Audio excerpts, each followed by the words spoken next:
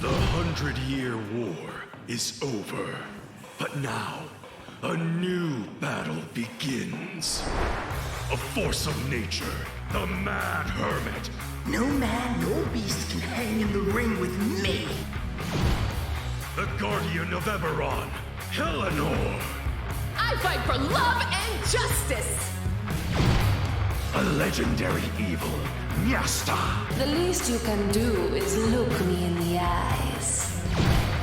The monster incarnate, Razor High.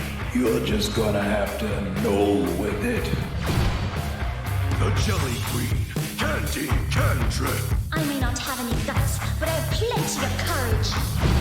Join us now as the quest for Eberron's most powerful wrestling league begins. It's time for the Eternal Ring Tournament. Who will stand victorious? Welcome to Droaam Defiance Wrestling. Welcome to D&DW. Welcome everyone to Tuesday Night Defiance. Coming to you live this week from our hometown in the Great Crag. Great Crag! That's right. And as always, I'm your color commentator, Southern Slagpaw. And joining me this week is the one, the only, Mad Hermit. Hermit, how you doing tonight? I'm doing absolutely fine. I can't wait to see the matches tonight. That's right. Oh, and what matches we got for them tonight, Mad Hermit. Later on in the evening, we got a championship match, the likes of which you've never seen. Our very own Candy Cantrip has directly challenged the Arcane champion, the Stone Cold Sorcerer Supreme, Nyasta. We'll see how that goes for her. Now, you don't like her odds, Mad Hermit? Oh, no, come on. Thanks for the memories. We're a stronger breed. Oh, that's right. Well, we'll see what happens tonight if the Fangs for the Memories leader can defend her Arcane title against the Jelly Queen herself, Candy Cantrip. Now, Mad Hermit, in just a few moments here, we got the grudge match of the century. All right? Oh, yeah. This has been building up for a long time. Now we got Eleanor, the defender of Eberron, lover of justice and all that stuff, right? And we got Razor High, the knoll with the most, the monster incarnate. I'm guessing you've got some opinions about that match coming up as well. Oh, yes. I mean, both of them have eaten humans in the past. Both crunch bones like no tomorrow. Now, come on but now, Mad Hermit. We all know that love and justice put on can't beat raw beast power. Now, Mad Hermit, come on now. We're trying to get away from the man-eating thing. You know what? The past is the past, and Yeah, that's not something that should be focused on. That's right. You've attended the meetings. I've attended the meetings. You know, it's just something we need to keep a grip on.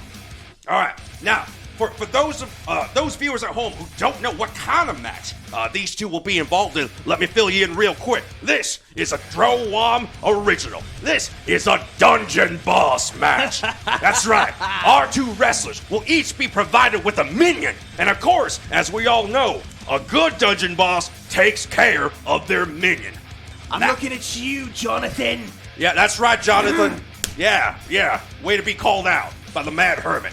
Now listen here. The wrestler whose minion is destroyed first loses the Dungeon Boss match. And the winner of the Dungeon Boss match gets to keep their minion going forward in all matches until their title of Dungeon Boss is stripped. Well, you know, I have pretty high faith in Iffy to be a good dungeon boss. He appreciates strength, so if his minion is Razorhide! Razorhide. That's an interesting nickname for Razorhide. For Razorhide. We'll have to remember that one. Iffy Razorhide. Iffy Razorhide. That's right. Now here's the thing. I heard that's what his name would be if he was a human. Ah. You know, it's a sort of thing that, it's sort of like to add familiarity to monsters. Good recovery. I like that. If he was human. All right, so here's the thing. I didn't even realize. Here's the thing about the dungeon boss, the match. So usually we do have a dungeon boss title holder, and that is Tum Tums, the two-headed ogre. However, Tum Tums is out this week with a tummy ache. So the title is vacant, and these two wrestlers will be fighting for the privilege of being the new dungeon boss tonight. double the pain, I suppose, for that poor tum-tum fella. Yeah, you know, he eats from both ends. That's right. I guess it comes out at both ends. That's right. It's a little awkward. So, without wasting any more time, let's get to the match tonight. All right, we're gonna throw it over to Buzzford, the bee elemental referee. Now he's a referee made entirely out of bees. So let's go ahead and bring it to him right now, Buzzford. All right. So the ring announcer. A sentient swarm of bees. That's just what he is. Don't judge him.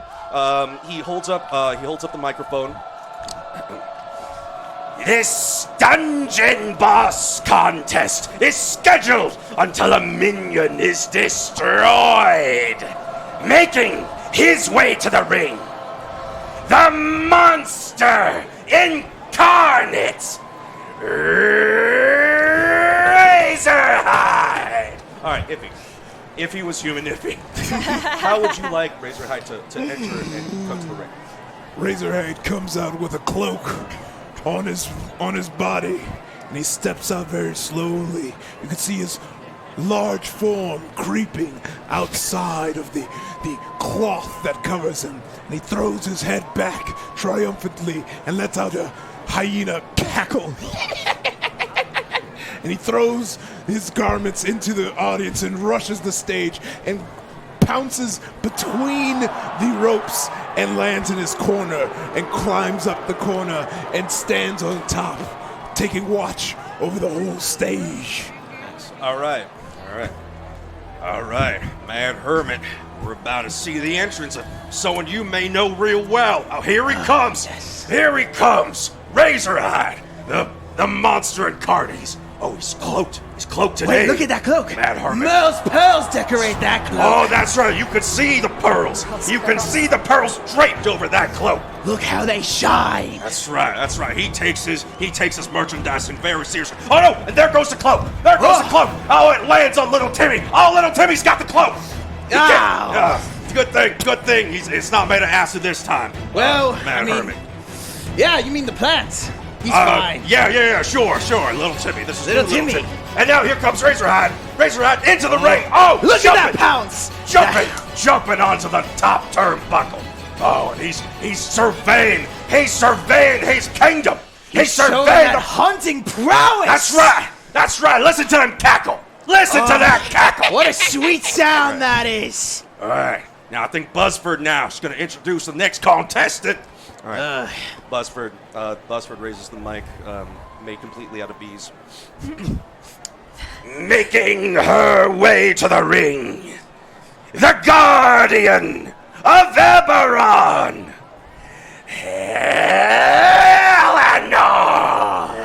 Eleanor, how would you like to enter this? So I'm going to enter a little bit differently. The normal. I'm just going to fly straight out the moment he gets done saying my name. Fly out, straight out, fly over the ring, stop at the ring, transform, and down. Okay. All right. In all rainbow goodness. All right. Now her opponent coming out. And Eleanor! Oh, so fast! Well, just skipping most of that entrance sequence. I guess someone's looking forward to that beatdown tonight. That's right. But nonetheless, she is going to transform into her magical harpy the Guardian of Eberron. Yes, here's her. I believe 30-second transformation sequence. You know, it's interesting how as a magical girl defender of the world, no one ever really attacks her during the transformation. You ever think about how that's like a weakness in this magical girl concept? It is. It just, you know what? It's fine. She wants to be the Guardian of Eberron with a dragon stone. Let her be. We all know what's going to happen in that ring tonight. As I've said once before, kindness is subjective in the ring. And if he's about to show her that painfully well. Yeah, well, we'll see what happens. Matt Hermit with some predictions about the match coming up. And I would like to point everyone's attention up 10, 20 feet above the ring where the Arcane Championship hangs over the squared circle. A signifier of what's to come later tonight. You can feel it over here, can't you? That's right, Mad Hermit. You can feel the magic coming off that arcane artifact. And in fact, everyone wrestling tonight automatically gains a +1 to your arcane rolls. Oh. Just by being in the vicinity of the arcane belt. Woo! All right, now we got two wrestlers in the ring. However, a good dungeon boss match requires 2 minions. Here we go. And as you guys get settled in the ring, mage rights bring out 2 covered forms, each kind of like making their way, being wheeled to the side of the ring and propped up on the inside. One on Razorhide's side and one on Helenor's side. All right, now the wrestlers have obtained their minions. Let's see them unveil them and see what we got. You know, last time I saw one of these buggers, it suplexed my dad. That was kind of fun to watch. A minion suplex your father? Yeah. Wow, that sounds Those intense. Dabberbots. You have an interesting relationship with your father. Let me say that right now. I do. All right. So your mage right teams each unveil your minions. Each one appears to be a customized Jobberbot. Both painted to look like one painted to look like a zombie, the other painted to look like a skeleton. Right?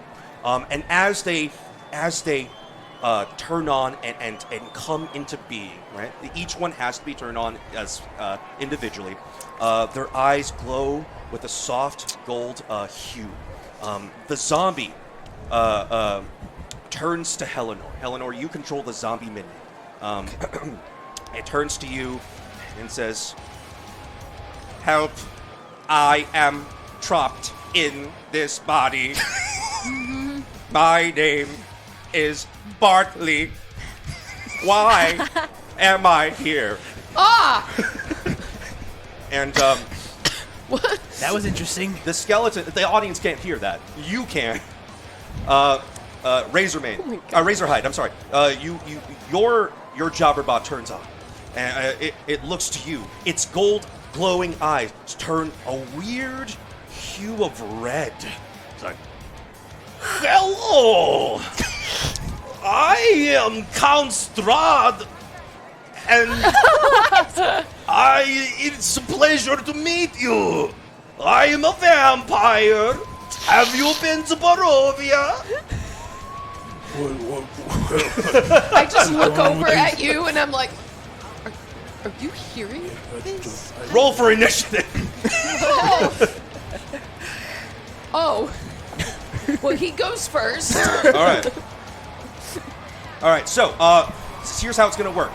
Since you go first, your Jobberbot, your minion goes right after you, and your Jobberbot goes right after you. Okay. All right. So here we go now.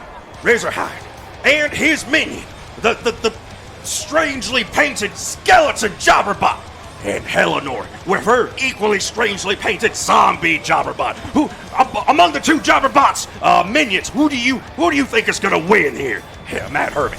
You know, I'm really feeling that skeleton's vibe. You know, back in the days when I roamed the dungeons, I saw a lot of those guys. Strong fellas, all calcium. It's true. Not a lot of flesh to bleed from. No. Agreed.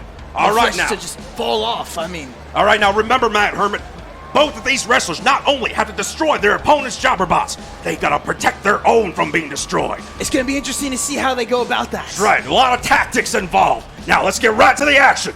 All right. All right, so Razorhide goes up to his bot and he's like, "Glad you're in the match with me. Blah! Giving me a hand." And Blah! he rips off the arm of the Jobberbot and rushes.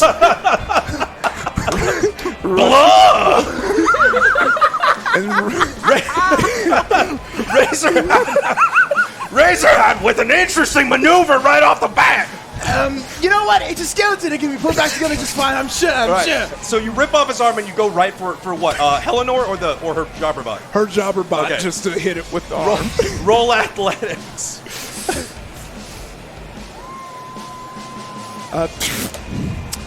10.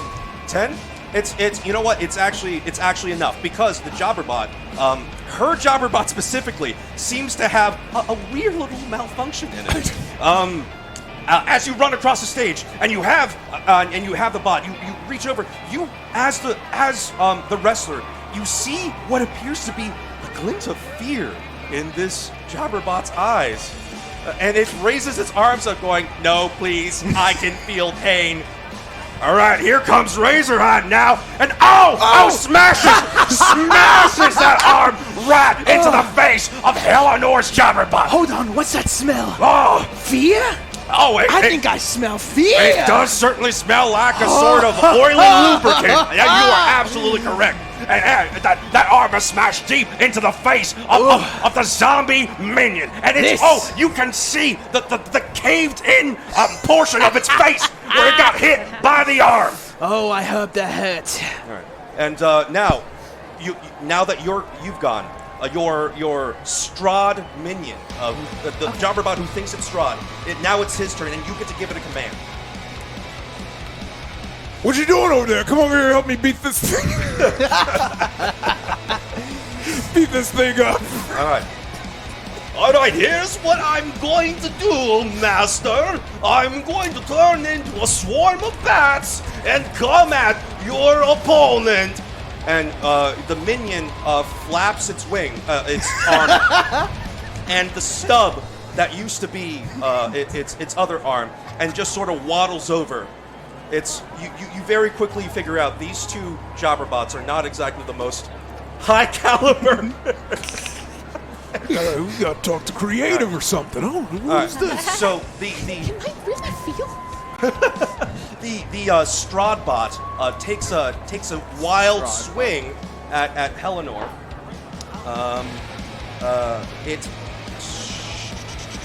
It actually glances you. Yeah. Oh.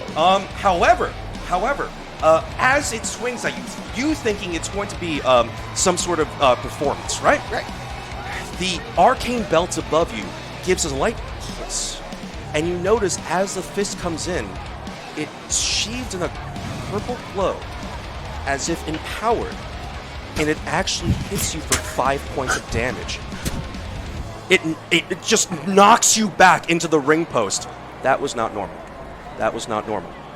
Oh, the Strahdbot! Ooh, that actually looked like it hurt quite a bit. It seems to be working a little stiff. This minion. All right. Because I've got sharp teeth. Right. It pushes into the flesh of my teeth. I spit out blood. Oh, that's not a good sign there, Mad Hermit. Perhaps the Strahdbot is getting a little too aggressive. You know what? It's just playing to its strengths. Yeah, that's it. It's playing to its strengths. That's right. That's right. All right. Eleanor, it's your turn. I am deeply perturbed. It's not. I'm going to do normal. whatever signal we do to call over a mage while I wrestle. All right. So you give a mage right off to the side. You make sure no one can see, and you give him one of these. Right. And he looks at you. He's like, runs to the back. All right. I'm going to. Jeez. I'm going to attack the bot. Okay. I'm going to go in and I'm just going to dive at it and push it up against this post. All right. Run it into it. All right. So since you are running right past Razorhide, he gets a move of opportunity on you should he choose to. Okay. It's I'm all just good. sorry you got punched in the face. Go ahead. Go ahead. The show must go on. All right. You get by. Eleanor gets by Razorhide. And He's going straight for that bot. Yep. 14. All right. What are you doing? I'm going to just straight up pick his bot up and just slam him into this. All right. And you rolled. That 14. That would have been an athletics roll. Yes. Okay. Yeah, okay. I figured. I mean, like. Yeah. All right, now here comes Eleanor. She got past She got Razorhide. the bot. That's right. She So picked up the bot right. in her grip. Oh, Yeah. she slammed it against the quarter turnbuckle. You can see the sparks, the damaging sparks coming off that vampiric Jobberbot. The Strahdbot. Right. Yeah, you slam it into the turnbuckle. It's like blah. I'll get you, Harvey. I'm going to whisper at it. You know you're not supposed to hit it, right? I know a lot of things. I'm from Barovia. Oh, my God. It seems convinced it's Strahd. Oh, no. And now, it is your bot's turn? Your bot's turn. I turn to my bot and I yell at it. Attack the other bot! your bot Bartleby seems to be shaking in the corner. It's just like, please, I do not want to be involved. But, however, because of its nature, it has no choice. It is forced into action. It's like, no, why is my life pain? What are you having it doing? Bot, punch the other bot in the face so it knows the pain it gave me. I am a pacifist. This goes against my life's ideology. And it attacks the opponent's Jobberbot. And yes, it absolutely makes contact. Yes. And as it attacks, the Stradbot, the belt above you pulses again, and you see it glowing purple. I feel some sort of magical power. Ah, it's invasive. And it reaches up.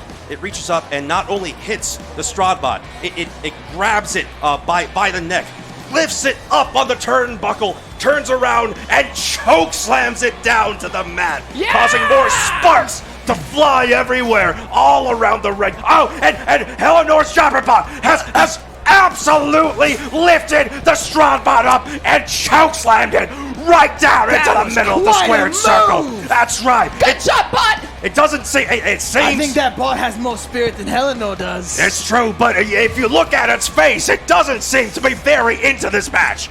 There's something about it that screams helplessness and despair.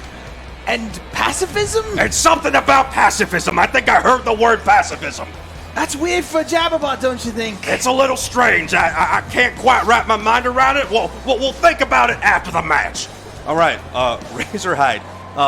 By the will of the D&DW universe, you have one advantage you can use this turn. Okay. So Razorhide goes into the corner, picks up his bot, and looks over at Eleanor. It's like, oh, you don't like my bot? I thought you'd be in a Strahd, and I threw, I throw the bot. But when I throw the bot, I actually throw it in a way where I push his back, hold his other arm to rip that arm off, and then proceed to beat her bot with the other arm. All right, so I'm gonna call that a performance and then an athletic because it's a two-sequence move. Okay. So roll performance. Yeah, so for the performance, it's going to be 9. I'll re-roll that. Okay, with the advantage. 15. Nice. And then for the, what was it, athletics? Athletics, please. That's going to be 18. Nice. Okay. All right. So with pained blood, you shove the Stradbot right into Eleanor. Eleanor, you see the Stradbot coming right at you. It's too late to get out of the way. It just rams into you, and Razorhide begins to beat your Bartleby bot down. Oh, and Razorhide now. Get Eleanor tripped up in his vampiric bot. He is laying into the minion of Eleanor. That minion cannot take much more damage. Just look at Matt it. Herman. Oh, that's caving in. That's right. You can see the Jobberbot oil coating the ring. Sparks flying everywhere. I believe those are, in fact, cries of pain we hear from Eleanor's Jobberbot. That's some sweet music, Slagbot. Truly. It's very realistic. I thought that these were supposed to be programmed in, but This is starting to hurt my soul. yeah, the quality has really upped the ante. Those Matrites sure know what they're doing. Yeah, these past few generations of Jobberbots have really seen an improvement. I'm looking around for the mage right. Still not nowhere to be seen. God. Okay. All right. So it is now your armless Stradbot's turn. All right. It's flailing up against Eleanor at this point. Jump off the top rope and onto that bot. All right. It's going to attempt just that. They keep rolling really well. All right. Now here comes the Stradbot. Now he's gotten around Eleanor. He's wrapped his legs around the top turnbuckle, and he's launched himself right onto Eleanor's minion, crushing it. beneath its weight. That's a good minion. No! Limbless, it still does what it's told That's to right. a great degree. That's right. Jobberbots, even when missing their arms, are still 65% combat effective. Whoa! That's right. Yeah, Bartleby is not looking real good. He's looking up at you going like, please help. I was not built to handle this kind of pain. At least turn me off. Sweet oblivion. All right, now, Eleanor, it's your turn. Eleanor, I'm looking a little Highly confused. distracted. She doesn't seem to know what to do. I'm okay. I guess. Well, screw it. I pick up his bot by the legs, and I'm going to just slam the bot back down into the mat, stomach first. Onto your bot? It's right there. No. Okay, just making No, sure. to the side. So you're absolutely. just power bombing this Yes. Strahd bot. All right. Yes. Roll athletics, please. And because of the will of the D&DW universe, you have up to 3 advantages Yeah. you could use. No, I don't need it though. Thank you so much. 16. 16. All right, here we go now. Eleanor, she's gotten grabbing it by the tired. legs. That's right, she's gotten tired of watching her minion get his butt kicked. Here we No. go now. Oh, she's got that Strahd bot. She's got the Strahd bot. Whoa. Oh, and a power bomb. You know what? A power bomb straight down to hell. I like it when they'll show a little backbone. That's right, and she's showing a little more than backbone tonight. She has unveiled her harpy rage. She is protective of that Bartleby bot. Oh, that primal scream. The Strahd bot, it smashes down into the mat, and one of its legs at the knee pops off. It is now only have 1 full leg and 1 half leg. And it's just kind of flailing on the ground. It's like, this is fine. I'm undead. I will turn into a bat at any second and recover. It is now Bartleby's turn. It's just twitching on the ground, just Can I leaking take oil. Bartleby's turn? No. Okay, what I'm going to do is pick up Bartleby and I'm going to put him behind me. Help. Please. I'm trying to, buddy. Keep me safe. I'm trying to, and I'm just going to stand right in front of him. I think I have a family. Eleanor starts like having a little bit of a breakdown. Like, please don't say those things. Oh my gosh, you are. I can only speak the truth. All right, so I can't watch him get it and hurt anymore. It's gonna hurt so much. the Jobberbot spends the turn cowering in the corner. This is a spectacle. This is an interesting turn of events. Now, you can really see the difference between the dungeon boss styles of Razorhide and Eleanor. Oh yeah, you know I think that Razorhide's taking a bit of a lich style. Just Yeah. throwing those minions in there. That's right. Watching them, hit- Expendable. yeah. Expendable minion style. That's what Razorhide's That's what we're doing. seeing here. But Eleanor really taking care of her minion. Oh yeah, each one's got a name. She treats it so well. That's right. She's looking a little shell-shocked, don't you think? Oh, I see what you did there, Matt Hermit. I see what you did there. All right, now speaking of shell shock, it is Razorhide's turn up to bat. Let's see if he can turn us around. Oh yeah. So I look at Eleanor's like, that seems like a good idea. And I pick up my bot and then wraps its leg around my head and powerbomb it on top of Eleanor. All right. So this is going to be, because of the nature of it, it is going to be performance because she's involved. Okay. 15. Nice. All right. Perfect. All right, now Razorhide. Oh, speaking of that of expendable style. disposable style. Reaching up with the weapon. Oh, right onto Eleanor, taking her away from the corner, knocking her down, and exposing her minion, her Jabbermouth minion, back to danger. No. He's in for it now. That's right. Wide No. open. That's no right. Eberron Guardian to keep him safe. As much damage as that did to Eleanor, it must have done equally as much damage to Razorhide's own Jabberbot. It's sparking, it's bleeding, it's missing its arms and a leg. How much more can the Strahd bot take? Mad Hermit. You know what? If he shares a name with that legendary vampire lord, I'm sure he's gonna be fine. That's right, that's right. Hopefully he'll regenerate in no time and turn into a bat or something. Oh yeah. All right. So it's the Stradbot's turn. It just can't do much anymore. It's got a leg. It's just got a leg. Don't worry, Master. I can still fight them using my body. You hang in there. It's gonna do what it's. Oh, the Stradbot is like. I prepare for the wrath of Count Strahd. Take this. Eleanor, it kicks you feebly while you're down. Yes, take that! Take that! Oh, it hurts, does it not? Yes. It doesn't actually get any damage in, but it's very annoying. It just keeps kicking you. Yeah. Yes, Yeah. feel the wrath of Barovia. Stop it! Don't worry, just hang out and kick it. Kicking it while she's down. I've never seen Minion strategy quite like this before. Me neither. It's completely new. This is one for the playbooks, Mad Hermit. But you know what? He's living up to that name. That's right. That's right. Limbless, he keeps going. Oh, one limb, right? This is what he's got One left. limb. And now we're gonna see if Eleanor can come back from the savage beatdown from the Stradbot. All right, that's it. I'm just going to do it. I'm going to grab him by the throat. I'm going to do the dark.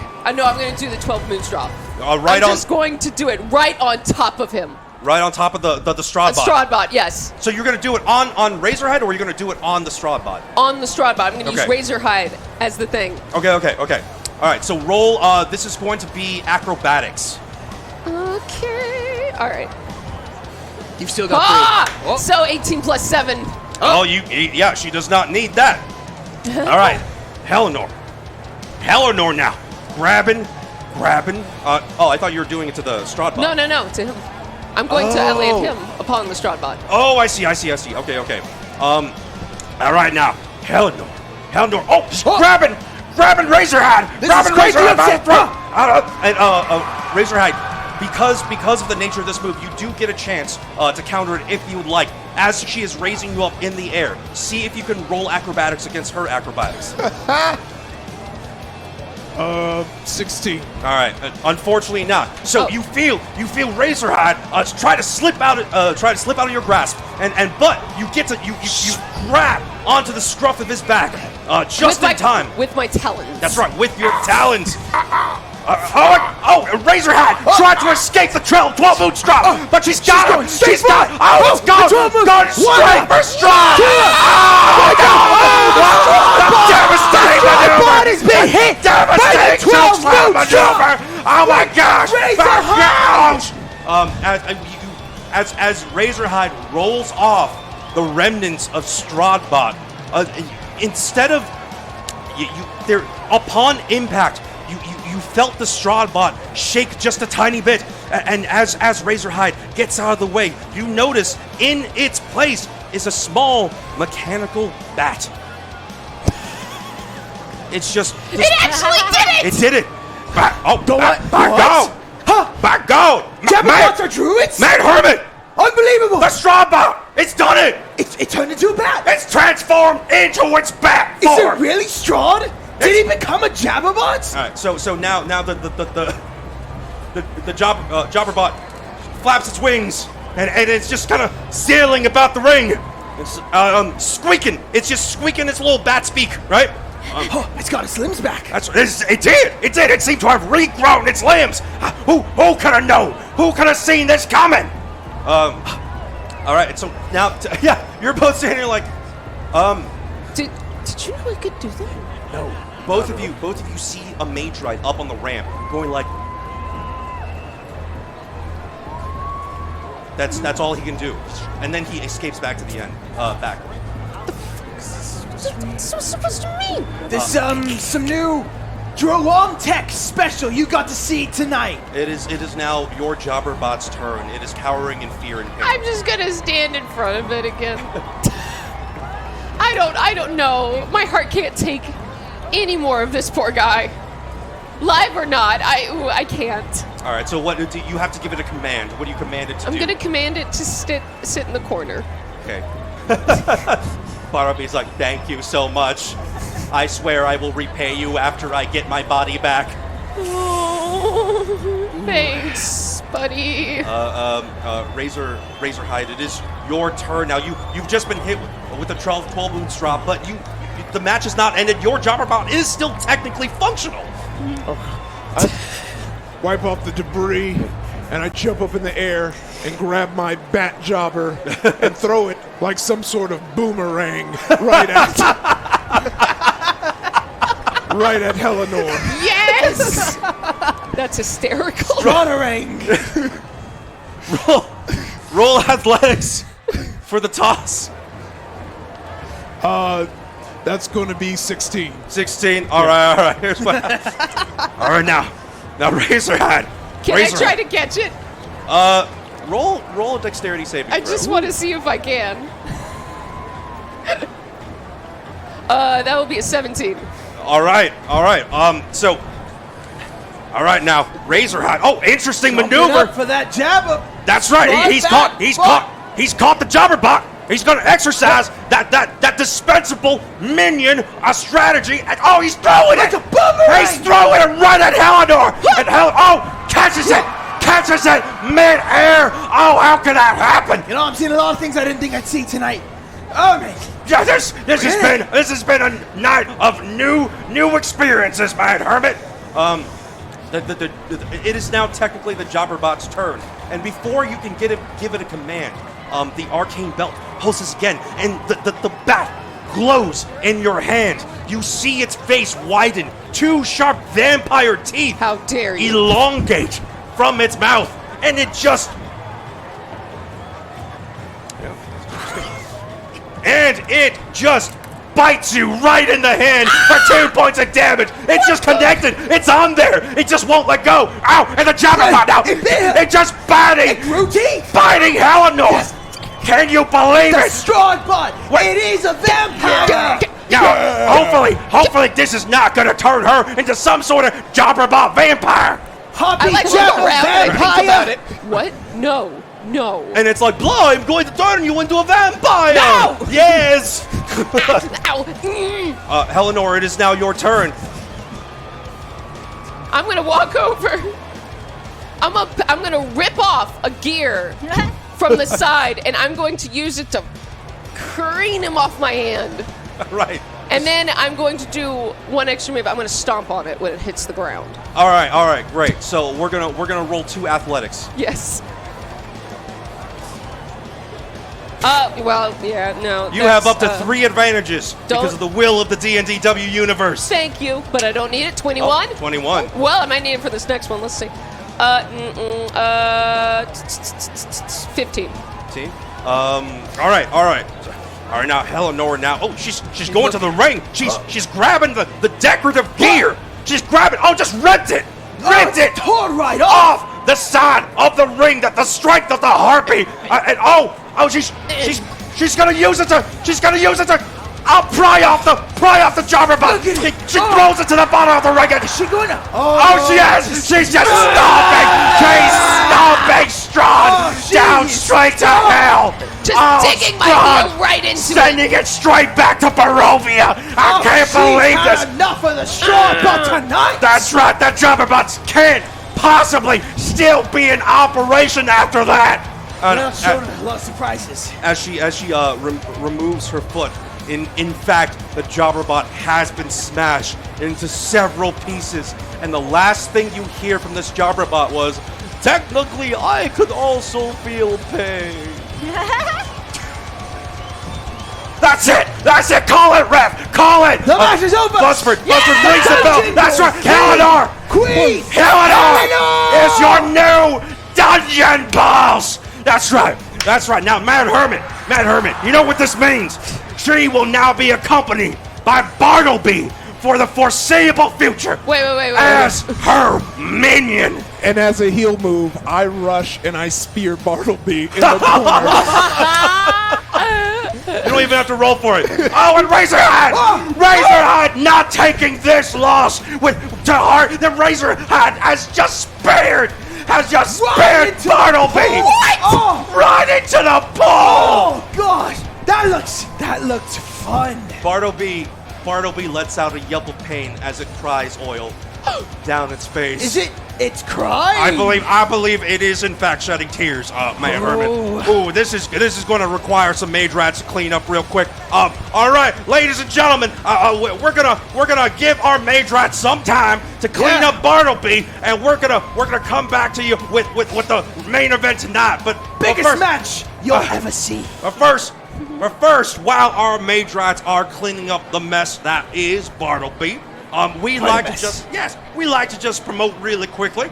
This episode is sponsored by the Pretty Cook Tavern. Now, the Pretty Cook, that's not just famish berries in their troll sausage. It's just that good. And also brought to you by the various gyms in the Great Crack that support our wrestlers like the Mad Hermit. Now, you can visit all these places using the Discord Ian extension on your Scriber Stone. Now, Mad Hermit, while I have you here, why don't you pitch your gym to the audience? Tell them a little bit about the Back Alley Brawl Room. Well, the Back Alley Brawl Room is the best gym around.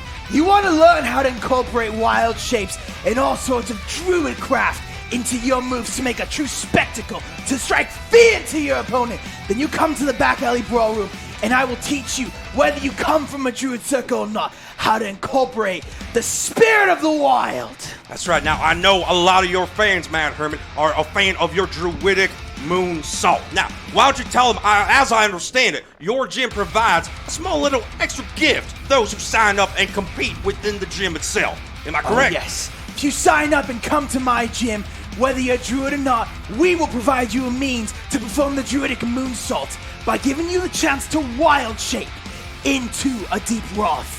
That's right. I believe it is a ring, correct, that they will It is a ring that has actually been sponsored by Bumrum's Wine. Oh, the finest wine for druids and wrestlers alike. Now in Goodberry. That's right. Now, I believe it is a one wine minimum to obtain the ring, correct? Bottle a ring. That's right. That is a fairly expensive item. We wouldn't want that given away like willy-nilly, as I understand it. All right. Now, Man Hermit, it seems that the mage rats have finished cleaning up the parts of Bartleby that was strewn across the ring. Yes. Whether or not he was feeling real pain, we'll never know. But now, Man Hermit, are you ready? Are you ready for the premiere main event of the evening? Your very own Nasta of the Fangs for the Memories is defending her Arcane Championship against the one, the only Candy Cantrip. That's right. You know, ever since Nasta won the Arcane belt, I've been waiting for the day someone would come forward and challenge her, just so I can see her put all that power to use. Because the Muscle Wizard, he wasn't even using it to the most of its capabilities. He seemed to have been holding back, correct, absolutely. So now I can't wait to see Nasta go ham tonight. Now, Mad Hermit, the thing is, Candy Cantrip is in her own right a fairly powerful magic user. She has many arcane secrets hidden within her jelly. Don't you think any of that could come into play tonight? Well, let me tell you, I've pounded a jelly once as a favor after a match. And well, I felt the arcane power. Something else I've never felt before. I'm curious to see how that'll play out in tonight's match. That's an interesting way to put it. It is. It was interesting to do as well. Yes. Absolutely. Now, all right. Now we're gonna very quickly. We're gonna get right to it. Mad Hermit, the audience has waited long enough. We're gonna bring it right to Buzzford, the referee making entirely out of sentient bees. Quite a fellow. I talked to him in B for a little while. Oh yeah, he actually has a pretty dark and depressing history, but we're not going to talk about that tonight. No. All right, tonight's Buzzford, about the Arcane That's belt. right, Buzzford. Let's bring this home. This contest is scheduled for one fall, and it is for the Droaam Defiance Arcane Championship. Making her way to the ring, the Jelly Queen, Candy Cantrip! Candy Cantrip, how would you like to enter? So I enter a little bit differently this time. This time, behind the sheer curtain, you see a jelly cube. But I exit, and I use the power of the Arcane Belt, and I form a perfect recreation of my human body. I'm still green and still gelatinous, but it's the most form you've ever seen. It's almost like a real person. Right. And with that, I lift up and I float, Dr. Manhattan style, feet together across the stadium and land directly in the center of the ring. All right, right. All right, now here comes Candy Cantrip with her signature veil. Interesting choice of music as always. Yes, always. But here's Candy Cantrip. I've never seen her take human form with such precision. This is new, Mad Hermit. I think that's proof. Proof we're going to see something special with the Arcane Belt tonight. I believe, speaking of the Arcane Belt, it does seem to be vibrating with power. Is Candy Cantrip? Is she accessing the power of the Arcane Belt? No way, she can't be channeling it. Impossible! I've never seen anything like it. Candy Cantrip now making her way to the center of the ring. Could it be that her anatomy as the Jelly Queen allow her to absorb some of that cosmic power? I don't want to believe it, but I can't deny what I'm seeing here. That's right. The proof is in the pudding, so Or to the speak. jelly. Or the jelly. That's In the right. gelatin. That's right. Well, in that case, Mad Hermit, it's going to be a completely different match than we believe it to be if both the contestants can access the cosmic power of the Arcane Belt. We are in for a treat tonight. Oh my. All right. Now Candy's made her way into the ring, and there's a silence that falls over the stadium that preludes the entrance to the Arcane Champion. Buzzford, take it away. Making her way to the ring, the Stone Cold Sorceress Supreme, the leader of Fangs for the Memories, and current reigning Arcane Champion,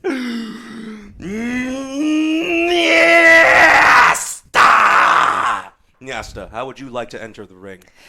Well, from behind the curtains, flames start to lick up through the entryway, and they start to burn away and completely burn up to the ceiling. It disappears to reveal a giant fire snake crawling forward and writhing, and the fire snake turns its face upward and spits flame above it, and it spells Nyasta in fire. And the fire snake slithers down the lane, and when it gets near, it crawls through the ropes onto the mat, turns up to the sky, spits fire again, dissolves into flame to reveal Nyasta within the snake, kind of.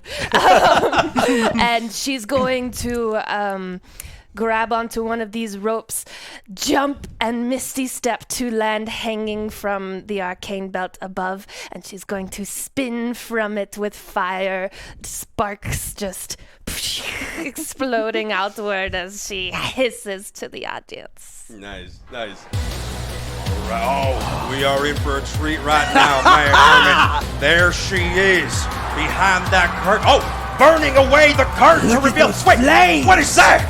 Is that A fire snake! That is a giant fire serpent! I fought one of those before. Mighty beast! That's right. Oh, and she's spitting fire into the air. What's her spelling? Oh, it's The Nyasta! one, the only! Oh, she's crawling. She's crawling towards the ring. Is that even legal, Mad Hermit? Can she just be a giant fire snake like that?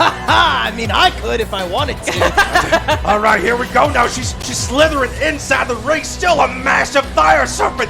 Rears up and spraying those flames into the air. What an entrance! What an entrance by the Arcane Champion. Oh, and she's suspended herself above the ring. Hanging from her trophy, rightfully so, as the champion. That's right. Thanks for the memory. That's right, hanging from that arcane artifact. Oh, Mad Hermit. Oh, and she's slowly spewing fire from both sides of that arcane belt. Now lowering herself down into the middle of the square circle. ladies and gentlemen, here she is, Niasta, the Arcane Champion. We Hold on a are second. in for a match. Hold on a second now. Hold on. Before anything even starts, it looks like Cantrip is calling for a mic. It looks like Cantrip has something to say before the match starts. Let's hear this. Niasta, tonight, your evil reign ends. I will pluck each and every one of those poor snakes from your head and place them into proper, loving homes. Lyra spoke to me last night, and she told me that because I am the Jelly Queen, I can absorb the power of the Arcane Belt. And that I will, to bring peace and justice back into this world, to end your evil reign, you serpentine hussy. Strong words from the Jelly Didn't expect that one from her, Did but they not. are just that. They're words. Did not. Byra or Lyra or That's Lyra, right. whatever her That's name right. is. Not quite sure Lyra would appreciate the H word being uttered in the ring. Plucking snakes, is that humane? I don't know. But you know what? She did try that gelatinous cube relocation thing, and that didn't work out. So yeah. Lots of deaths. We'll get to that later. But here we go now. The Jelly Queen herself and the Sorceress Supreme squaring off in the middle of the squared circle. Oh, Mad Herman, I believe this match is about to get underway. Yes, sir, daggers. Roll initiative, please. Right. That is a 13 for me. 11 All right. for me. Looks like Alright. Cantrip now is gonna try and get the first move off in this spectacular title match. We'll And see if that makes a difference. that's right. And remember, with full control of the Arcane Belt, who knows what'll happen? All right. Cantrip, what would you like to do? All right. Whew. Okay. Here we go. All right. I'm going to start this off nice and easy. Nice and easy. All right, so what I would like to do is run straight towards her, grab her snakes, and try to pull them out of her head. And also bringing her into my knee. Okay. And while casting, let me see, I'm going to also cast Thunderclap. Okay. So what I'm gonna do say is that is performance and then Arcana. Okay. That is a 18 for performance.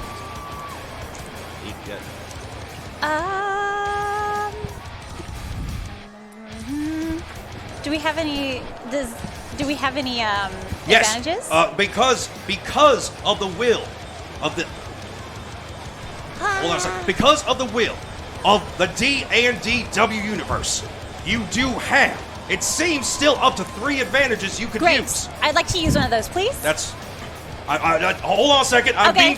being told by our technical staff, our majorads, that there does seem to be some sort of issue with the Arcane Belt itself. Now, we don't want to activate it and cause an explosion, so we're going to go ahead and fix this issue right now. These snakes are looking for loving homes. Who in the audience wants one? They have a home. They will be placed properly and be fed regularly and raised They with are love. fed regularly. Jello. Prove it. Oh! Well then. All right, so I'm just stretching then. All right. So here's.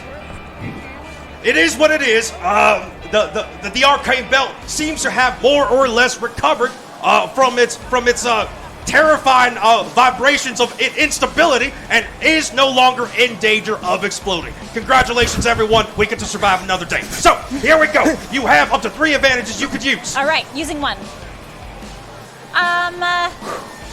19 for Arcana. 19. All right. 19. All right. For the first, well, you had 2, right? I just used one. Okay. But what was the first roll? You had The 2 first rolls. roll was an 18. 18? Okay, great. All right, now here comes Cantrip now. She says she started things off slow, but she's going straight for the snakes. She's going straight for the snakes in her hair. That seems pretty rough of her. That's right. It's a pretty dirty move. She's grabbed the snakes. She's grabbed them. She's tugging, and she brings Niasta's face. Don't grab a Medusa snake. She grabs her and brings her face straight into her knee. Straight into the gelatinous core of her knee. Oh, what a devastating knee strike. Oh, it seems Low blow. the snakes in Yesta's hair did not appreciate that, man, Hermit. They are writhing in anger. They are so mad. All right. It is the Sorceress Supreme's turn. Let's see what she can bring to the table, having had her snakes just tussle violently. I'm sure she's as angry as they are. They touch them very gently. Much more better than you can manage. We shall see. I am going to grab her, flip her upside down, and my arms are going to transform into pythons and slither around her and constrict her from breathing. And then right after that, when she feels like she cannot breathe anymore, I'm going to pile drive her head into the ground. Nice. Okay. With a python pile driver. Python pile driver. Nice. Thank you. All Can right. I comment? All right. So I'm going to call that a 2-sequence move. So go ahead and roll Arcana and then Athletics.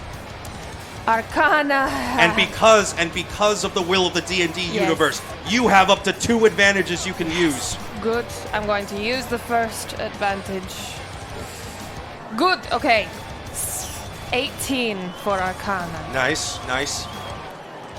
And what was the second one? Athletics. I'll use the next one. Yeah. Okay. 15 athletics. Oh, my Nasta now. Activating her power as the Arcane Champion. She slithers behind Candy Cantrip and somehow envelops the gelatinous cube woman with her snake arms. She's transformed her arms into snakes. She's squeezing Candy Cantrip upside down. It's the power of the belt for you. That's right. Oh, and she's got her in a deathlock hold with her snakes. Tight and grip. she breaks her straight down into the mat. By God, what a devastating pile driver from the Arcane Champion. The crowd now roaring to life as Candy Cantrip tries to come back from that devastating maneuver. Oh, yeah. All right, Candy. Okay, I stand up and I wave my arms out into the audience. And I say, everyone, join your hearts together with mine. And I turn them all into gelatinous cubes. All right. Continue, if there is a continue. After that, I would like to use the arcane belt to lift Niasta into the air. And I just want to do a cuplex from, like, the ceiling all the way down to the ground. All right, so here's what I'm going to call those 2 arcane moves. Yes. One to transform the audience into gelatinous cubes, and the other to lift and drop Niasta using the powers of the arcane belt. Yes. Okay. First roll is 18, 19, 20, 21, 22, 23. 23 for the verse. Are we also being transformed into gelatinous cubes? Yeah, yes. Okay. Yes, All you right. too. All right. Okay. 19, that's 25. All right. Now, Candy Cantrip getting up. What's she doing? She's raising her arms out. She's channeling the arcane She's cube. channeling some sort of magic. And what's happening? It seems, man, Hermit. It seems we've been transformed into gelatinous cubes. How is this possible? I never expected that color on you. I'm purple. I like this. That's not bad. But it seems the entire audience has been shape-shifted. What an ugly orange. It's a gelatinous cubes. And here comes Candy Cantrip reaching out her hand, lifting Niasta up into the air. She is obviously channeling the cosmic power of the arcane belt. Repent, sinner! And she's dropping her straight down into the ring. Oh, devastating! Devastating! Oh, I heard a loud bang. What happened? that's right. I'm just glad that our new gelatinous bodies are now melting our microphones. I'll tell you what. I can't look up. That's right. How does gelatinous cubes function? How does Candy Cantrip even go about her day? I'm looking up. All right, now Candy, that was your turn. The entire audience seems to be You see the entire audience for a little bit panic because they're not used to being gelatinous cubes. But as they're calmed down by the mage rights, who assures them it is just part of the show, they seem to settle back. They settle their gelatins back in their seats a little bit and just kind of wobble. Family, we will do this together. Your fans are super psyched though. Yes. They're wobbling in excitement. Wobble with me. This was a very invasive transformation. Niesta, it is your turn. I am going to run to one of the ropes, jump onto it, jump from the top rope to land on her shoulders, sitting on her shoulders, and poison Crypt Stalker her, flip her backwards onto the floor. Okay, so I'm gonna call that. Acrobatics and then athletics. Okay. Acrobatics 16. Okay. Athletics 13. Okay. So as you make your way up to the top turnbuckle, something happens within the arena. Mad Hermit. Now we're used to seeing the deck of many rings go off normally, but now this match has been watched over by the Arcane Bell. Who knows what kind of magic will happen? And the deck. Feel it. That's right. Potency. That's right. The deck is starting to tremble. The magic is filling the arena. Two cards has been pulled from the deck of many rings. Let's see what happens next. All right. First, from across time and space, the Muscle Wizard blesses this match. Both of you, for the next 2 turns, roll with advantage. Not only that, you become super buff. You're so ripped. Yes. Agnieszka, both and Candy Cantrip has grown massive muscle structures. This is indicative. Oh, it is the blessing of the Muscle Wizard. Oh, back out. Can you believe it? Oh, that old man. All right, now here we go. Another thing has happened. And oh my God. No, not that one. Not that one. This guy again. Below your feet, a massive demonic pentagram erupts. The flames of hell just spews from one corner of the ring to the next. No. And from within the center. Oh, there he is! It's Terrence! It's Terrence, the demon from hell! No!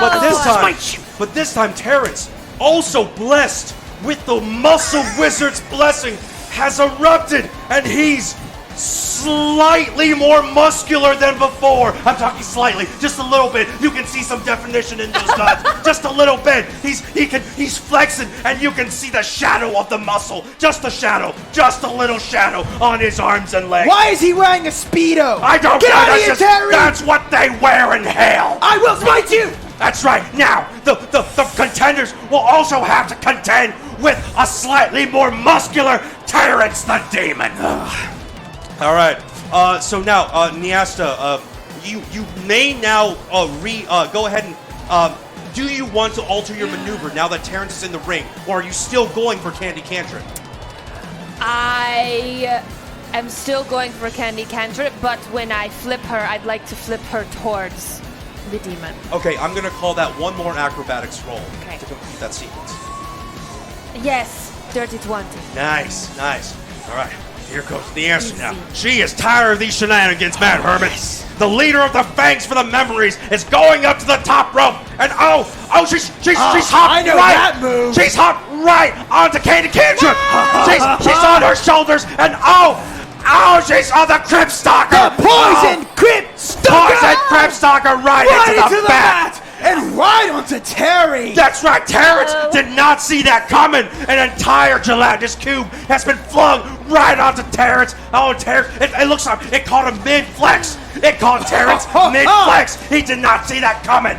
Terry Candy Terry. Right, so now you have Terrence the Demon just kind of trapped within the confines of your gelatin. Okay, so I would like to choke Terrence since I'm on top of him, so I just kind of use my jelly and put my arm behind me so he's kind of choked like this. And while I'm doing that, I'd like to sweep under and trip Niesta And while I'm doing that, I summon a mongoose. And I'm going to send them after her snakes on her head. Oh, playing dirty. All right. So I'm gonna call that a let's call that the choke and the sweep, 1 athletics, because it's gonna have to be pretty quick in succession. Okay. And then an Arcana roll. Athletics. I would like to use an advantage. There is no more advantage. I'm going to use Muscle Wizard's advantage then. Oh yeah, that's right. Okay, so it's still 14 for that first one. Okay. Go ahead and roll the second. Using advantage. 15. 15. All right, cool. So remind me what the second part was. You sweep her. I'm gonna trip her into a mongoose. Mongoose. That's right. All right. Cantrip now. Oh, she seems like she's caught the demon from hell in a submission move. Choking him out. Terrence not quite buff enough from the blessing to escape. And now, she's reached out with a pseudopod. Sweeping the leg. That's right, sweeping the leg. Oh, and down goes Niasta. And what's this? She summoned. No. She summoned. Oh my God!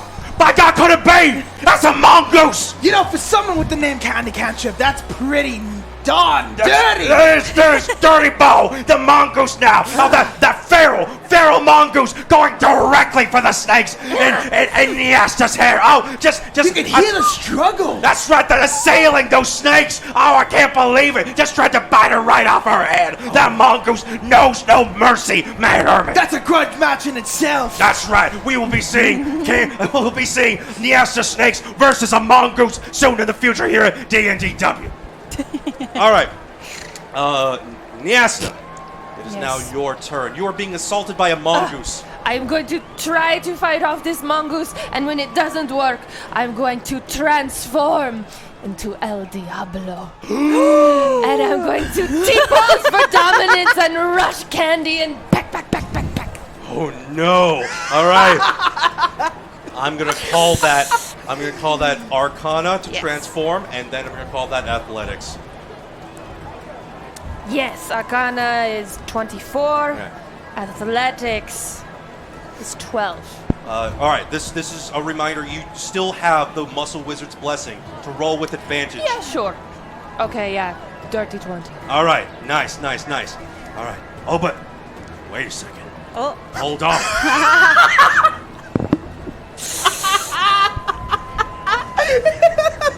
Ladies and gentlemen. I can't believe this. The deck of many rings is activating again. What? Oh my God. No. Harriman, it can't be. It is. It can't be this well timed. El Diablo has been summoned to the ring just as Niasta transforms into El Diablo. We have 2 El Diablos in the ring. What a nightmare situation for Candy Candy. Oh gosh. Oh dear. Which one's the real one? Doesn't even matter. I run circles with the real one, so we Back don't. out. You can see the murder in both their eyes. This is beautiful. I don't think I'm ever. They're disassociating. They're ready to commit atrocities. Oh my gosh. This is a war crime in the ring. No. Because of what she wrote previously, one of the El Diablos charges straight at you and just begins flailing painfully at you. And because of the nature of the arcane belts, you actually do take 3 points of damage from El Diablo. El Diablo does not know how to wrestle in any other style other than stick. Man, Herman, I can't believe it. What is Candy Cantrip going to do? I don't know. With the legendary El Diablo and Niasta. You know what? I couldn't have imagined a better outcome. The Arcane Belt loves their champion! That's right. The Arcane Belt seemed to show some sort of favoritism for the Arcane Champion herself. And now, Candy Cantrip, can she bring it back? How can she prevail against 2 El Diablos when she failed against 1? I don't think she's going to. All right, Candy Cantrip, facing down your fears. All right. Say not this time. And I would like to summon a gigantic mongoose mecha. A mecha? A mecha. All right. And it's gonna come in from like behind the stadium. And how gigantic? It's Like it's probably like this big. It's not too huge. Okay. All right. 15, 20 feet. Is that all you're gonna do? You're gonna summon the mongoose mecha? And then I'm going to stomp very hard onto the ring, and my goal is to get all of them out of the ring. That's Arcana and then Athletics. Okay. Wow, do we not have a mini for this? What's... I'm going to use my advantage. Nope. Ooh. 9, 10, 11, 12, 13 for that first roll for the summoning. I'm going to use advantage again. Do you have advantage? 16. This is the last muscle turn wizard. of the muscle. This is the last turn of the And that's a dirty 20. Okay. All right. So here's the thing. Uh-oh. The summoning technically happens. Okay. Mad Hermit, she just attempted some sort of summoning ritual, and the mongoose she has previously summoned seems to be spasming. It seems to be. Oh my God, Mad Hermit! It is throwing technology out of its body. It's shrieking in terror. What is this? What is happening? It's growing tendrils and just flesh combined with technology spewing from its body in an endless stream as it becomes some sort of terrifying half mongoose, half technology monstrosity. That is an atrocity. That is. Oh, it is screaming in pain. Oh, you can't help but feel terrible for it. Now, Candy Cantrip, I believe, is about to board. Is about the flesh mecha to pilot this flesh technology mongoose mecha. And yes, she is aboard. She is in the cockpit. What's the cockpit? Of mech. Is its eyes gone? Is that where the pilot seat is?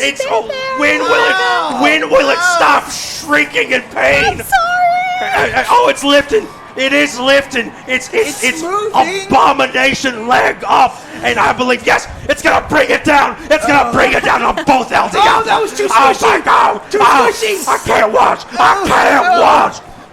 And Cool. The Obama Goose. The Obama. Yep, there it is. There it is.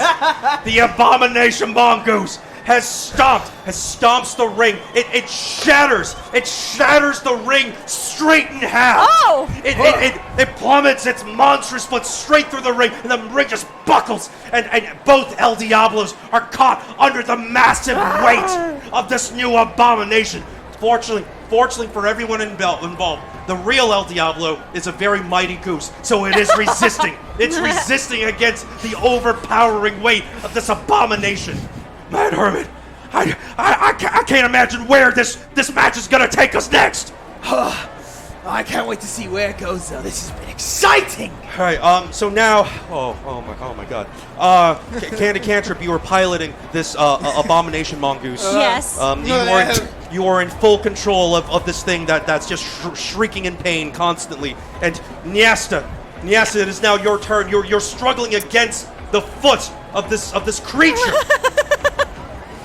Okay, yes. Much better. From underneath this foot, I'm going to concentrate with the arcane belt and reach my arms up through the holes of the mat.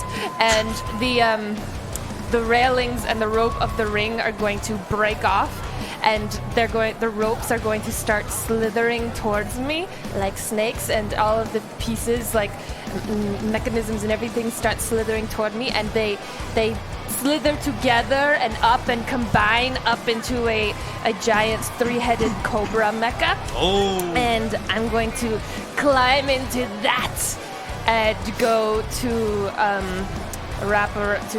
bite the mongoose mecha. All right. So I'm gonna call that Arcana and then Performance. And remember, you do get a +1 on Arcana rolls. And by the will of the D&DW universe, you do have one advantage. Okay. Wonderful. That is 17 Arcana. Nice. And Performance is not a 2, it is 26. 26. I used the advantage. Okay. Gotcha. Mad Hermit, I can't imagine how the Arcane Champion is going. Wait. I see your arms. I'm no longer Goose. You're no. All right, there's only one El Diablo, the one and only. The one and only, the king. There's something happening to the ring itself, Mad Hermit. The ropes are snapping off. They're slithering. They're combining. They're combining, Mad Hermit. Oh, what is this? This is henshin. They're henshining. They're transforming into a three-headed snake mecha. Spider mecha. He's with another mecha. I can't believe it. It's a cobra. It's a cobra mecha versus a mongoose mecha. One of them is a horrible abomination. The other is made of a ring rope. You can only expect this from the match involving the Arcane Belt and its champion. That's right. Now here comes the snake mecha. Ow! Just biting, just sinking its teeth into the fleshy golem that is the mongoose. Oh, hear it shrill in pain. It's definitely screaming louder than Candy. That's right. It can definitely feel that. Oh, you can tell. Hang in there! Oh, there's blood everywhere. I can't believe this is even really wrestling. It's, ladies and gentlemen. This is more than Bartleby. That's right. You can hear the wailing of the cubes in the audience. No one was prepared for this type of violence. It's on me. It's on me. It's everywhere. It's in my mouth. It's in my mouth. Do I have a mouth? I don't even know if I have a mouth anymore. How am I I'm touching a cube. myself? All right. So, Candy Cantrip, Yes? your abomination mecha is being held in place and bitten by this new three-headed snake mecha. What Yes. do you do? Well, I would like to. Well, I want to use my hands to do a double slap. And I'd like to also cast Hellish Rebuke at the same time. Okay.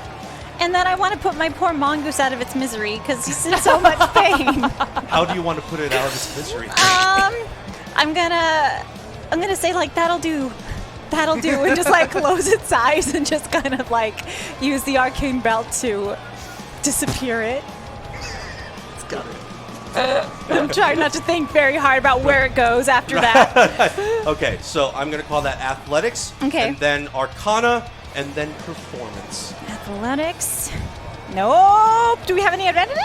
Not for you. Okay, my athletics was a 9. Okay. Arcana is a 21. Okay. And the last one is, what was that? Performance. Performance. Performance is a 12. Okay. Here's what happens. Oh no.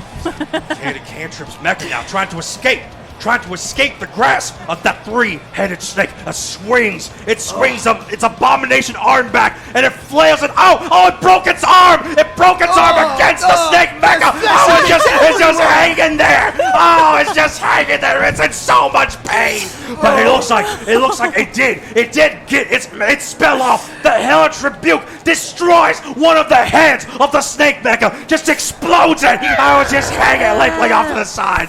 And now, Candy Cantrip tried to just soothe her mecha's pain. You can see her just trying to close its eyes.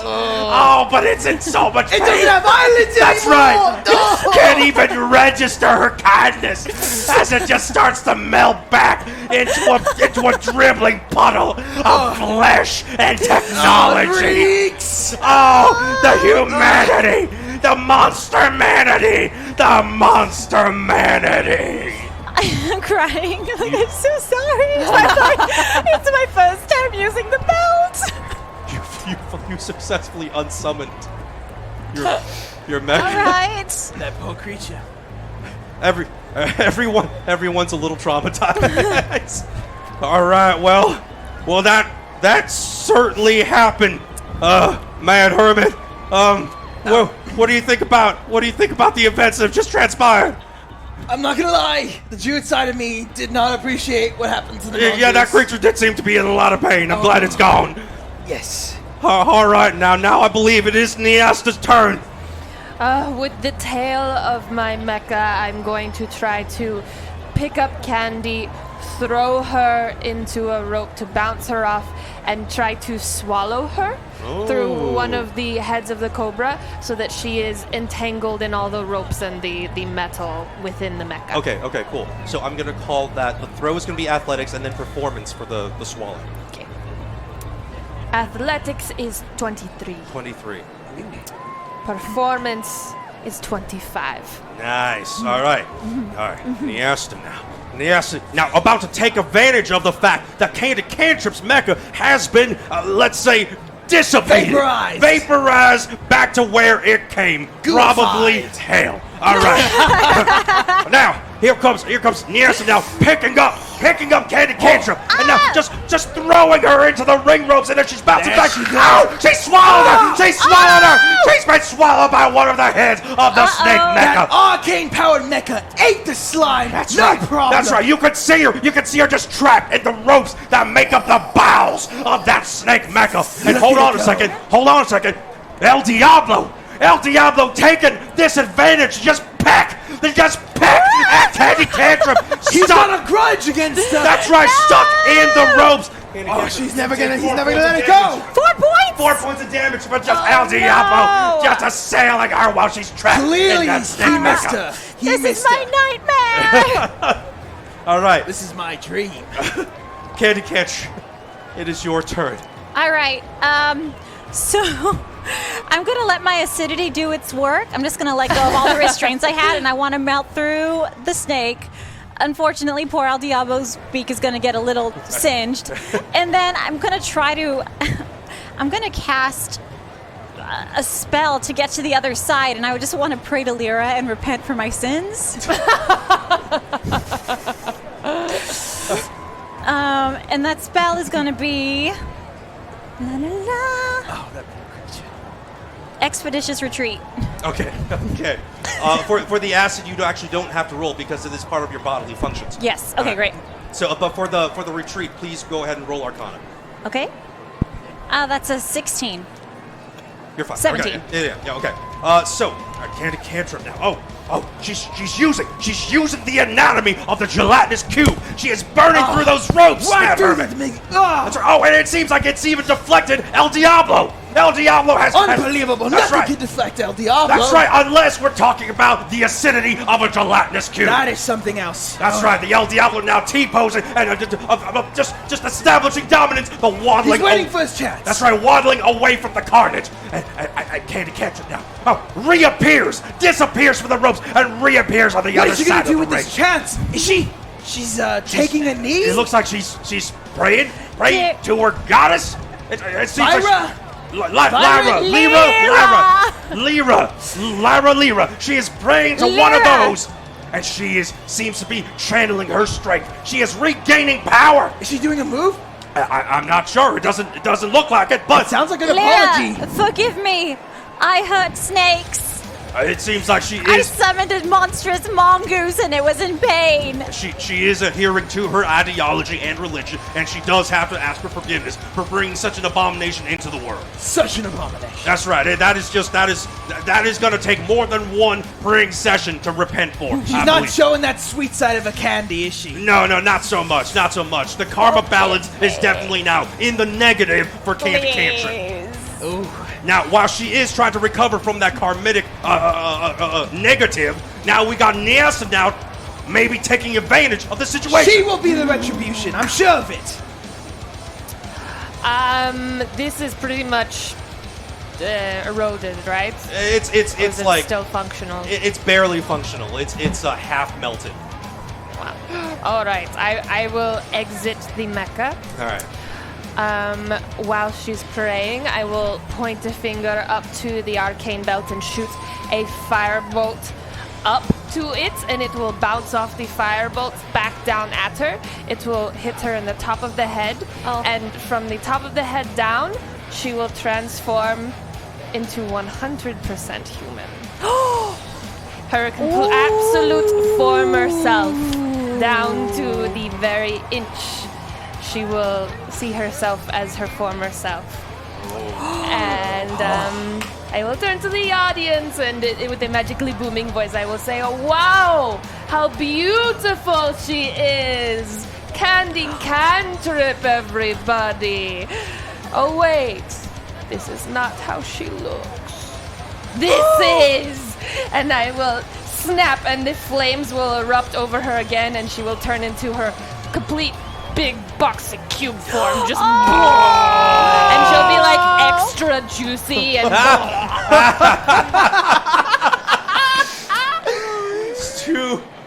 arcane rolls, please. I won't even ask you to roll for the talking smack.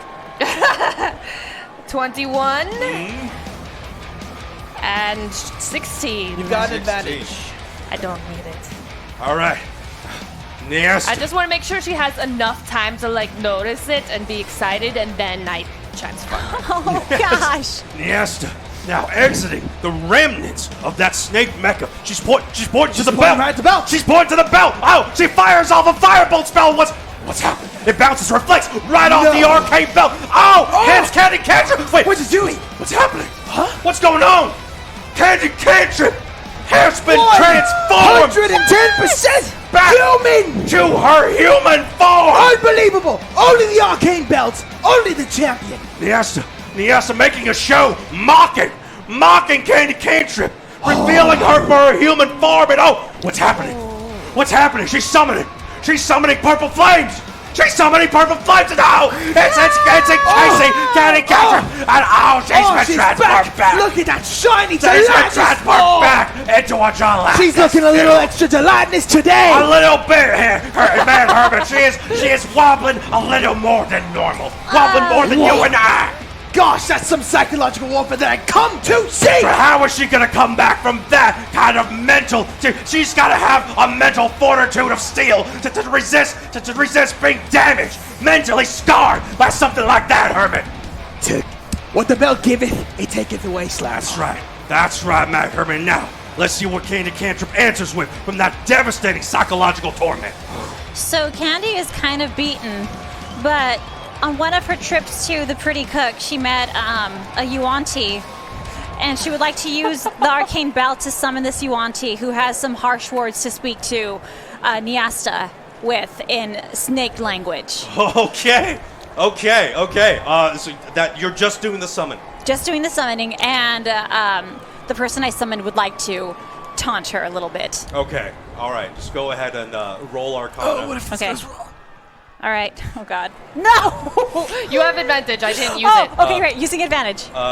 Do you? I don't. It doesn't look like you have. Oh, you asked. Oh, you have we don't an share advantage. anymore. That's No, right. You don't have What did you roll? That's your roll. Well, I rolled a 6. the dice was a 2. Dice was a 2. So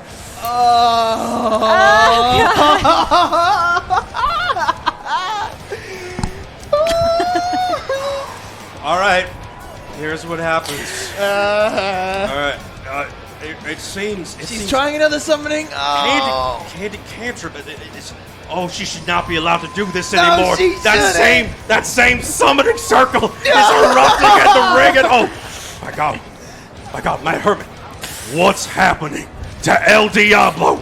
Something is happening to that goose. It's it's like a repeat. I can't watch it happen again. I can't watch it happen again. People's hero. From El Diablo's body erupts. His head is just replaced with the head of the Yuan-Ti you wanted to summon, but nothing else. Its head just kind of falls to the floor, too heavy now for the goose's body to hold up. What in the hell is that? Oh gosh! What is happening? Where am I? Oh God! Put me out of my misery, please! Please! I've been hearing a lot of that tonight, Slackpaw. Yeah, it's been a running theme tonight. Please! I can't. Snake women, end me!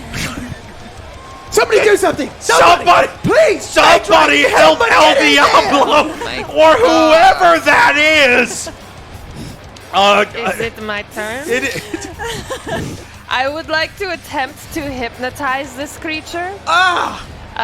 With my snakes and my hypnotic ways. I'd like to hypnotize this creature to attack Candy. Okay. Oh no! Okay. So you're gonna have to go ahead and make an arcane roll. However, this creature is going to try to resist you because it has no way to attack. Okay. So it's gonna roll its resistance first. Let's see what happens. So what would you like? Oh. It does not resist. Okay. So I don't roll anything. It's just. It's just yeah. Actually, you don't roll anything because this is you're actually casting. Yeah. Okay. All right. Okay, Niasta now wandering over to the new abomination that Candy Cantrip has summoned. And, she seems to be hypnotized. She's casting some sort of spell. Like the snakes, they move so. That's right. No, don't look straight at it. Don't look straight at him, Matt Herman. Oh, we lost the Herman. All right. That's the abomination now. Staring. It stopped its crying. And it's staring straight in Niasta's eyes. And it's picking its comedically large head up off of that goose body. And it's starting to wobble straight towards Candy Cantrip. I've never seen something so just devastatingly just uncomfortable my entire life. Are you still in your cube form, or did you go back to your gold pieces at the ring? I'm still making Now, Herbie, hold on now. Your father's gonna want you to keep that. Oh, there it goes. Gold coins just still have to spatter across the ring. All right. The abomination goose, the Yuanti goose abomination, rolls. Oh no. To hit you. Yes. And it does, and it opens. Oh, Candy Cantrip now not knowing quite what to do with this strange headed goose. The head opens its mouth. This weird woman's head. It just opens its mouth. It's got scales on the side of its face, and that's an Eldritch Blast! She's been Eldritch Blasted by the Ghost Abomination straight in the jelly. What? That's impossible! But yet here we are. And Candy Cantrip, you take 8 points of damage from the Eldritch Blast. What? I can't believe what's happened. Why? Okay. Why did that happen? Why? What is this creature? I don't understand. Someone do something about it. Gelatin's on the table. It's melting through. You have thrown up so much tonight, Matt Herman. I have seen things I never wanted to see. Cantrip, it's your turn. All right. So I'm just here. I'm damaged. I feel really horrible. And I turn back into my human form, but I'm on my knees. And I ask Niasta to please forgive me for my wicked ways that I tried to defeat her. And ask her to show mercy and love. That's it. Now, what an interesting turn of events, Matt Herman. It seems like... Is she repenting for another abomination? I mean, there's so much to repent for at this point. At this point, Matt Herman, there's far in the negative. So much. So far. So much. But now, she seems to be praying and muttering some words to Niasta. I can't quite make it out from here. She seems to be having some sort of conversation, does not seem to be making any sort of move that I can tell. Does she not worship Dedro anymore? I'm not quite sure, but it is certainly not going to stop that goose abomination from trying to end her. Let's see what Niasta does in response. Oh, yes, darling, come here. And I want to pick her up by the hands and lead her to here, try to climb up all of the ropes with her, and to raise her hands like this, victorious, like, yay, friendship. And then I am going to use the arcane belt to transform the entire mat, especially since it's been broken in the middle, into a dark abyss of water that's swimming with poisonous water snakes. Oh, no! And I'm going to turn and clothesline her down into the water. Okay, here's what's, I'm going to call that Performance, Arcana, Athletics. Okay. 3-sequence move. Performance, 22. Okay. Arcana, 18. Athletics, 19. Oh my god. Jeez. All right. Rolling high tonight. Yeah, it seems like Niasta has come to some sort of accord with Candy Cantrip. She's taking her by the hand. She's leading her up to the ropes. Come on, Niasta. Love and friendship is a joke. It does look like they're It's about a to be joke. friends. It looks like they are about to be Is that how this... Wait, hold on a second. The ring is transforming behind Candy Cantrip's back. She doesn't realize it's happening. See anything. That's right. Oh, it's darkened. It's turned into some sort of dark abyss. Wait, there's something slithering in there. There's something swimming in the dark abyss. Back out! Oh, she's clotheslined her straight into the waters of the dark abyss. She's being attacked. She's being attacked by the ravenous sea creatures in that dark abyss. Biting into that jelly. taking a bite. Oh, how much more? The humanity! This, no, worse news, Mad Hermit. It seems the creature formerly known as El Diablo, its new head bobbing in the water. It is slowly making its way towards Candy Candy. Oh no! What did she call I just assumed it would die. Yosley? It will not. It will not die. It's still got the body of El Diablo. Nerves of steel. It does. But the head of that No, because its body is still of a goose. It is water resistant. All right, now Candy Cantrip is in a bad position. Even though she has access to the full power of the Arcane Belt, this is difficult to come back from. Things are looking bad. Candy, what do you do? All right, I'm once again gonna call in the power of Lyra, but this time I ask her to take possession of my humanly form. So what I would like to do is, using Lyra's power, kind of just float above the water. But this time, instead of my green form, I'm all white, kind of like Gandalf. My eyes are white, but I do not attack. And instead, I say, pitiful creatures. No longer will this daughter of mine, Candy Cantrip, lift a hand to hurt you. You will from now on be the ones to destroy yourselves as you have been from the inside slowly for years. You will be your own end. And I just kind of float there. All right. So, I'm going to ask you to roll Come on, dice. Arcana and then Performance. All right. Come on, please. I need this. 7 for Arcana.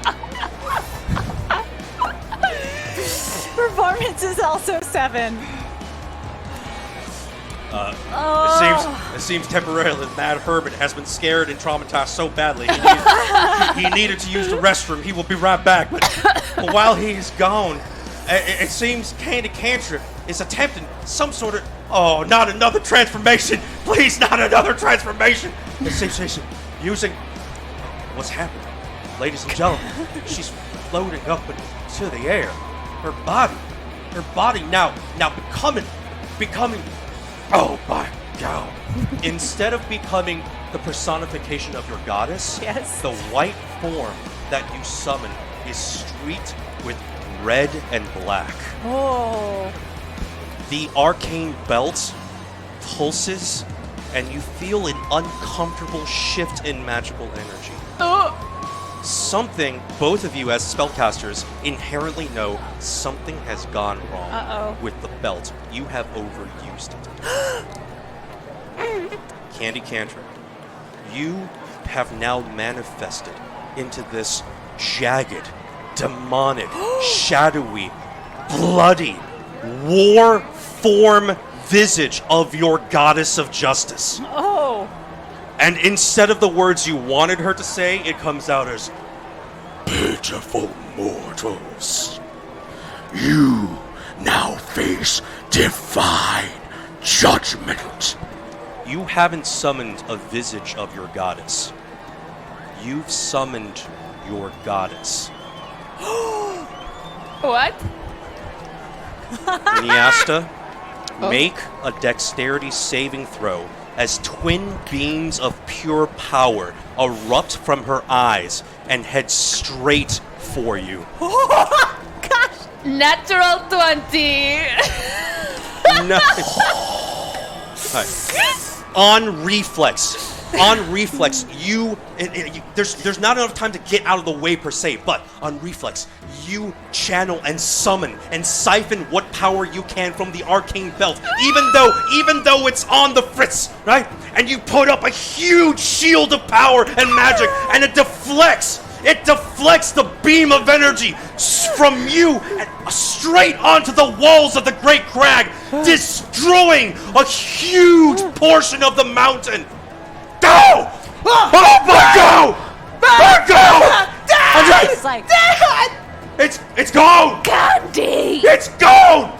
The entire mountainside is gone! Ladies and gentlemen, I can't believe what I just... And you see Slogpal turn to the matron and say, I don't think this is fair. Ladies and gentlemen, no, don't worry. Teacher's real? Don't worry, no. Don't worry, we have everything under control. Let's just trust that our performers have everything under control. You are witnessing the newest in Eberron technology, mountain-destroying effects. Candy Cantrip, you are still inside your goddess. However, Okay. you have no control over what's happening. Cool. All you can do is scream silently. I'm just like, Right, you can. All right, Niasta, you have just been. There has been an attempt to erase you from this existence. No one quite knows what to do at this point. It is your turn. I am going to crawl to the top rope, and I am going to reach for the arcane belt and leap for it, and try to summon what power from it I can to just drop everything, to just drop concentration on every spell that is currently in effect in the ring.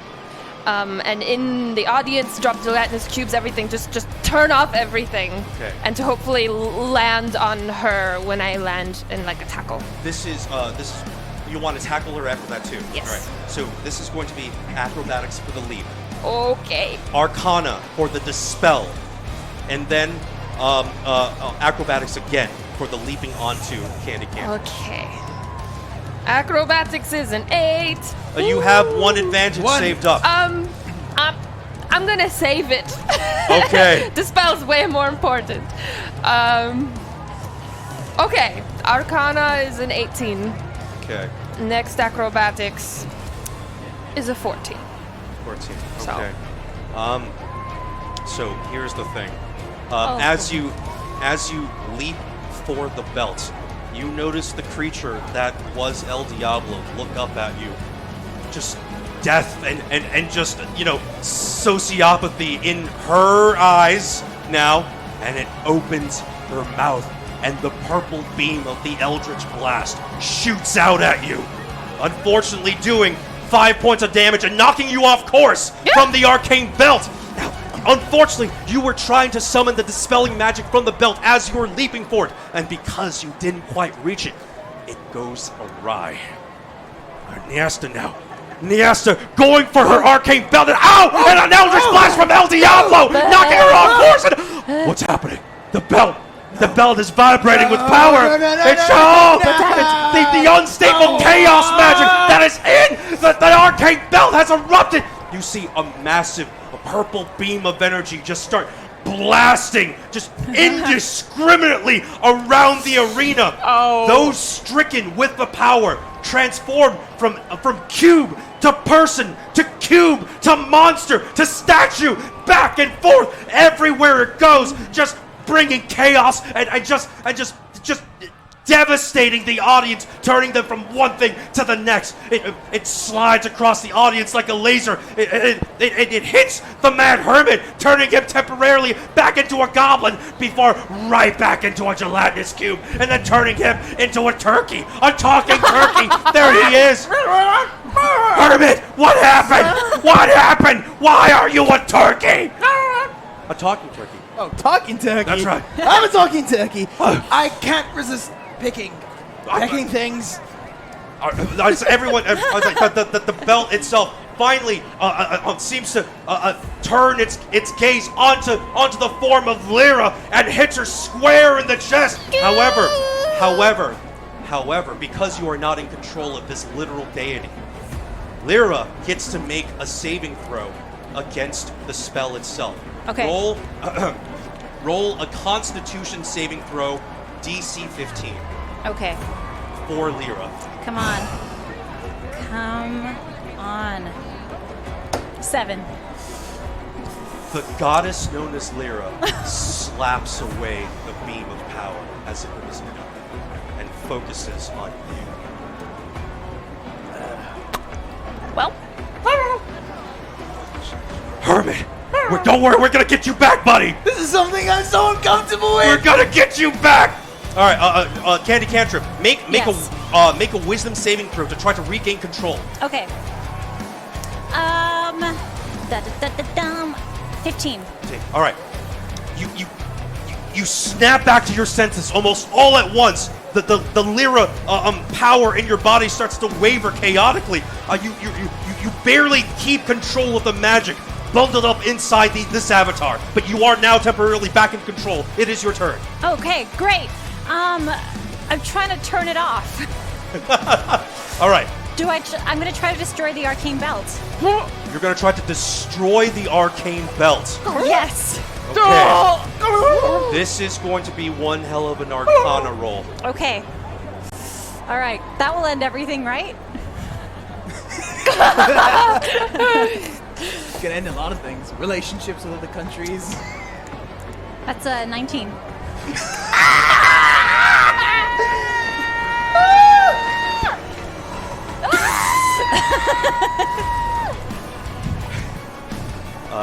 Okay. Handy cantrip in the form of her goddess Lyra. You see the avatar hold out her shimmering, glowing white hands. An orb of blue power erupts from between them. She brings it back, cocks it like a gun. It grows in power. The audience screaming in literal terror as she unleashes it straight at the arcane belt. All right. Christina, I need you to roll for damage. Okay. This is going to be 8d6. Okay. All right. Oh my gosh. Okay. 9, 10, 11, 12, 13, 14, 15, 16, 17, 18, 19, 20, 21, 22, 23, 24, 25, 26, 27, 28. How many is that? 29, 30, 31, 32, 33, 34 for damage. Okay.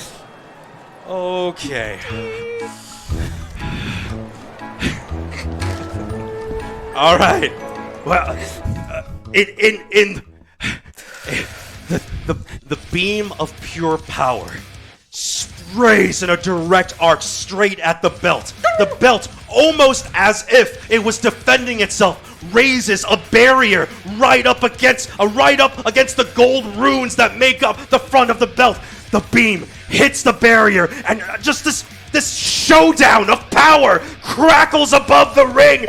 It's so fantastic and so powerful that the deck of mini rings goes off and sets the entire outskirts of the ring on fire with magical blue fire burning up each side of the ring. What's happening? This trembling power just colliding against each other. The form of Lyra screaming out in deity-fueled rage.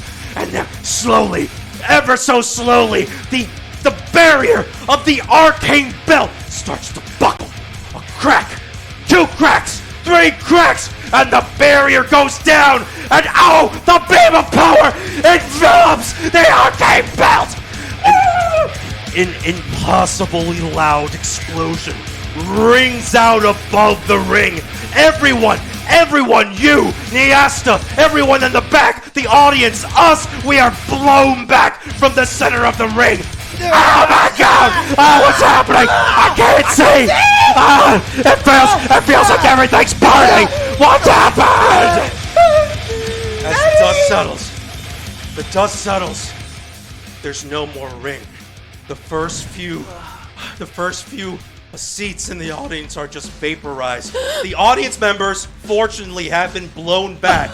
There are a couple scrapes and bruises, but it seems the Magrites were able to erect barriers in time to protect the majority of the audience. The majority? Little Timmy's not doing so great. I love Timmy! Timmy. As you all come to and look up, the charred, burning remnants of the arcane belt hang limply from the ceiling, fluctuating every once in a while with power, and a slight, almost invisible mist escapes what was the dream box installed in the Arcane belt. No. Is this thing on? Is this... Hello?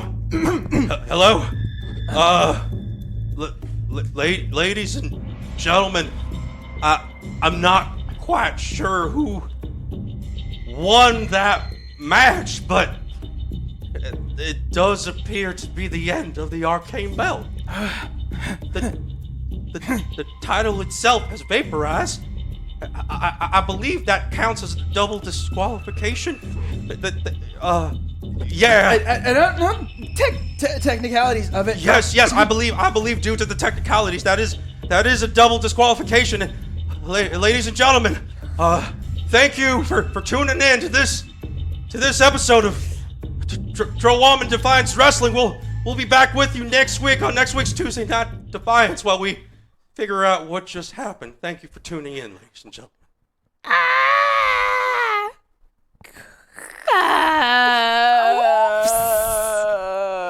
bad. God. What? Wasn't the first couple summons gone awry enough? What just happened? Why did you keep trying? Did I? Who tries to channel a deity? Did I do the right thing?